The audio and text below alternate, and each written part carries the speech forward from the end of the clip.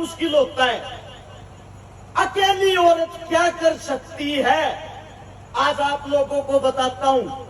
एक हिंदुस्तान की पहली जासूस महिला थी जिसका नाम था नीरा आर्य, जो हमारे उत्तर प्रदेश के खेखड़ा में 5 मार्च 1902 को जन्मी थी, पैदा हुई थी।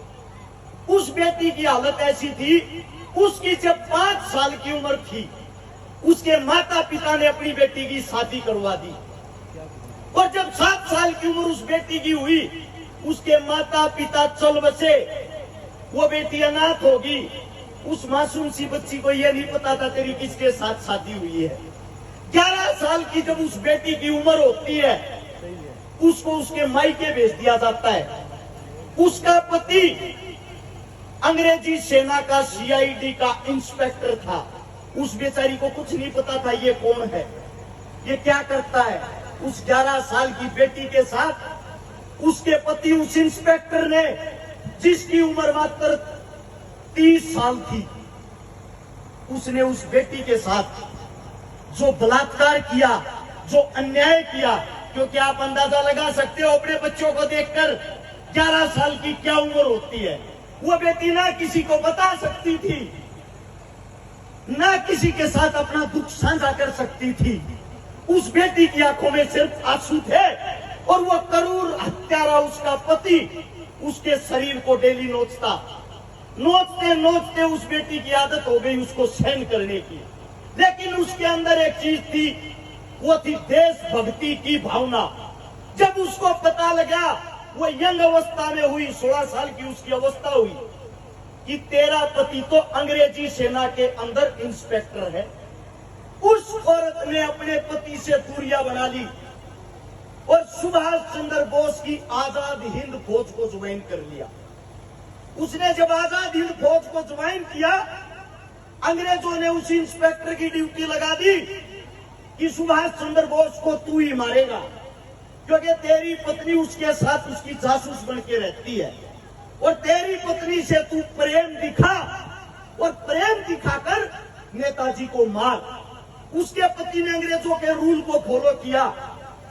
नेताजी को रात के वक्त गोली से मारने के लिए उसके तंबू के बाहर गया। उसकी पत्नी वहां खड़ी हुई थी, नेताजी का साया बनके। उसकी पत्नी ने पूछा क्या करने आया है। उसने बताया अपनी ड्यूटी, नेताजी को आराम से मारने दे वरना तेरे को भी मार दूंगा।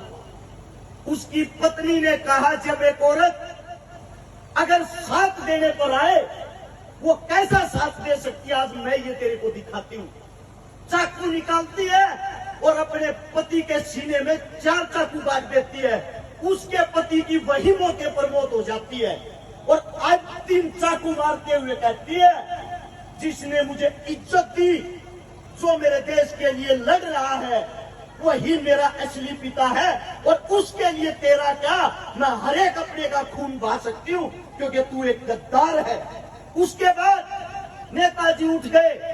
नेताजी ने लड़की को छुपा दिया, बेटी तेरा ये मैं एहसान कैसे उतार पाऊंगा, तू थोड़ी छुप के रहना, कभी अंग्रेजी सेना आकर तेरे पर अत्याचार करे मुझसे सहन नहीं होगा।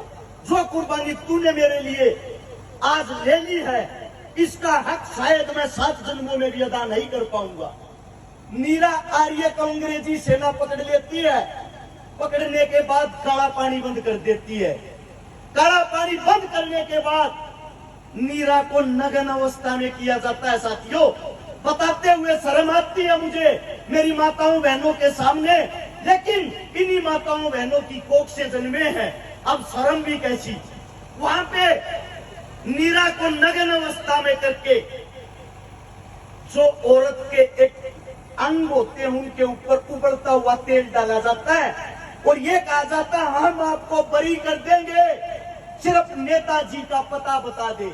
उस औरत ने कहा अगर औरत अपनी पर आ जाए, उसके खून का जब तक आखिरी कतरा रहेगा वो जब तक वफा करेगी, और नेताजी मेरा बाप है, नेताजी का पता तो मैं मरने के बाद भी नहीं बताऊंगी। उसके बाद उन अंग्रेजों ने उस नीरा बहन के सतन, जिनसे बच्चा दूध पीता है, चाकू लेकर सतनों को काट दिया, दोनों को खून से लथपथ तड़प रही है।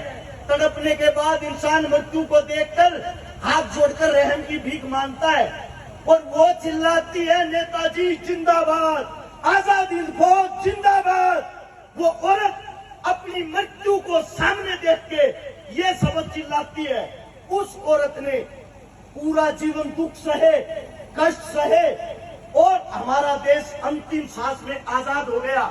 आजाद होने के बाद उसकी सजा पूरी हो जाती है, कड़ा पानी की उम्र कैद की। उस औरत ने किसी भी सरकार से कोई भी मदद, कोई भी इनाम राशि नहीं मांगी। उस औरत के जो आखिरी वक्त उसने पूरा किया वो 1998 में हुआ था। उस औरत ने पूरा जीवन, जो औरतें अपने सिर पर फूल लगाती है, पुष्प लगाती है, रोड के ऊपर बैठ के वो औरत में पुष्प बेचती थी, उसने कभी ये भी नहीं बताया कि मैं कौन क्रांतिकारी हूँ। तो एक औरत अगर साथ देने पर आए ना बहन, एक औरत अगर अड़ जाए ना बहन, वो अकेली ही झांसी की रानी है।